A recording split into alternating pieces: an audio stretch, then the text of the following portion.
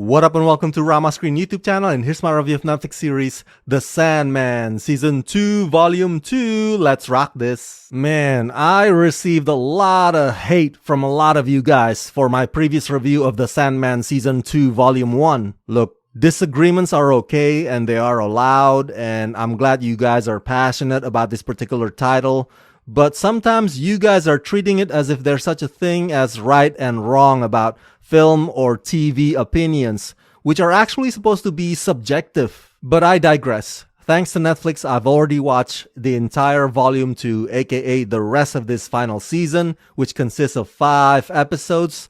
And I'm sad to inform you that Volume 2 is no better either. And I hear your argument of, oh, but Rama, it's so accurate and faithful to the comic books. That's how it is in the pages. This adaptation is freaking faithful. You just don't understand it because you've never read the books. Well, by that logic, then what? I'm not supposed to review any adaptation based on any existing material? By that logic, I'm not supposed to review an adaptation solely from the perspective of an outsider or just a watcher.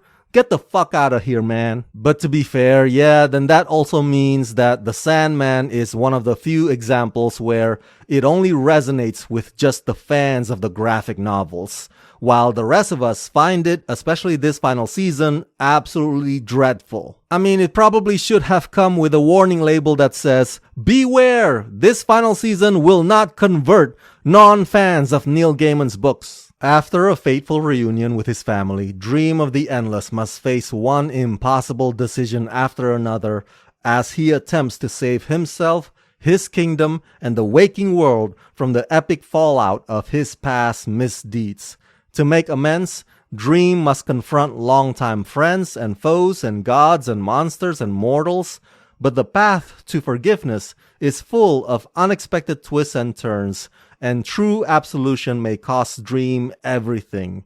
Starring Tom Sturridge, Kirby Howell-Baptiste, Mason Alexander Park, Esme Creed Miles, Adrian Lester, Patton Oswalt, and Stephen Fry. Look, I thought after the awfulness of Volume 1 with the story being incoherent and disjointed, that maybe Volume 2 would learn from those mistakes and become a bit cohesive, but nope.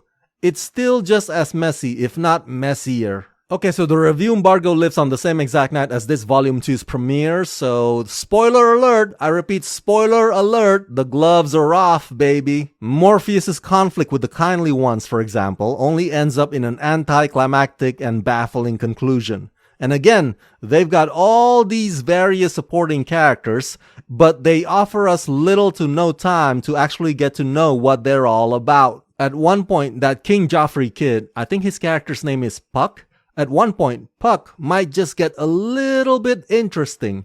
That whole Puck and Loki's odd couple adventure. But then it ultimately goes nowhere. This show's ADHD condition is out of control. The narrative this time feels a bit more focused, but still often struggles to maintain its attention and momentum, much less gives us a rewarding payoff. And oftentimes, it just gets depressing just for depressing's sake. That final episode has got to be the longest, most boring memorial I've ever seen. A total snoozer. Believe it or not, I used to kind of like listening to eulogies because they can be cathartic and inspiring. But the ones in this last episode went on and on and on like an endless drivel. Just absolutely tedious, and they are not as emotionally impactful as they wanted them to be. And it's all just so unearned and inorganic. Here, feel this. Here, feel that. Are you crying yet? Are you crying yet? Why aren't you crying yet? And none of the characters' deaths in this finale have meaning at all. None of them. Oh, did they die only in their dream or not? Well, look at that. They are resurrected again. They are reincarnated again. So the meaning or the significance of that sadness was never really there. The funny thing is, I believe, if I'm not mistaken, and you can correct me if I'm wrong, if my memory serves me right, Stephen Fry's character also touches on that issue just briefly. So basically, the show doesn't even take its own advice. How hypocritical. What else? What else can I say about this absolute joke of a finale? As much as I am a fan of Boyd Holbrook, his return only reaffirms what I said earlier about meaningless deaths.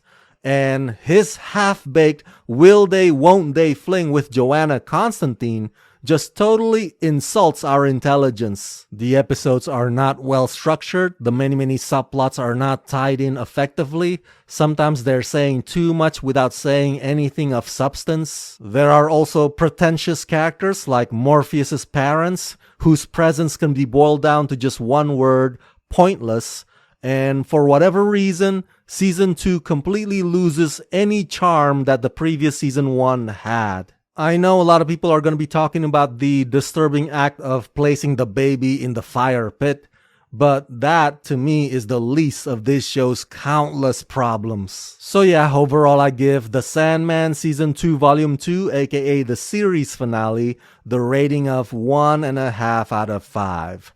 So it's faithful to the books. So Tom Sturridge is the perfect casting. Okay, fine, I give you that. But accuracy is not enough to make a solid adaptation. It's definitely not enough to rationalize everything else about this show that's downright lame.